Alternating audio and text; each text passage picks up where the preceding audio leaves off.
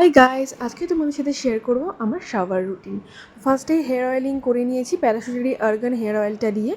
তো এই হেয়ার অয়েলটা খুবই ভালো, তোমাদের যাদের ড্রাই ফ্রিজে হেয়ার তোমরা ইউজ করে দেখতে পারো। তো এটা 3 ঘন্টা রাখার পর শ্যাম্পু করে নিয়েছি। শ্যাম্পুতে আমি ইউজ করছি ট্রেসমির এই শ্যাম্পুটা। দেন আমি ডাবের এই পেপটাইড বন্ড স্ট্রেংথ কন্ডিশনারটা ইউজ করবো। আর অ্যাজ আ বডি স্ক্রাব আমি ইউজ করবো ল্যাক্টোক্যালামাইনের sugar vitamin C body scrub. আর এটা আমার ফেভারিট বডি ওয়াশ এখন, এটা খুবই ভালো, তোমরা সবাই জানো। দেন আমি ইউজ করে নিচ্ছি প্লামের এই বডি অয়েলটা, যেটা খুবই ভালো। তো তারপর আমি স্নান থেকে বেরিয়ে ফেসটা ওয়াশ করবো বায়োডার্মার এই অ্যাটোডার্ম ইন্টেন্সিভ জেল ক্লিনজারটা দিয়ে। তো দেখো একদম কুইকি ক্লিন হয়ে গেছে একদম, মানে এত ভালোভাবে স্নান করে দেখবে মুডটাও বেশ ফ্রেশ হয়ে যায়। তো হ্যাঁ, আমার পিম্পলস হয়েছে, তার দাগগুলো রয়ে গেছে। তো তারপর আমি স্কিন কেয়ার করে নিচ্ছি। আমি ইউজ করছি প্লামের এই টোনারটা।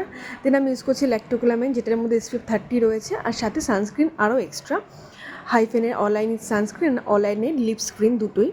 তো তারপর আমি ইউজ করে নিচ্ছি ট্রেসমির এই সিল্ক প্রেস হেয়ার সিরামটা অ্যান্ড স্টেটের বডি লোশন। দেন আমি ইউজ করছি ফ্যাব এসেন্সিয়ালের এই জ্যাসমিন বডি স্প্রেটা। তো এই হলো আমার শাওয়ার রুটিন। তোমার কেমন লেগেছে অবশ্যই জানিও। যদি স্কিন কেয়ার রুটিন দেখতে চাও তো অবশ্যই কমেন্টে জানিও। চলো বাই।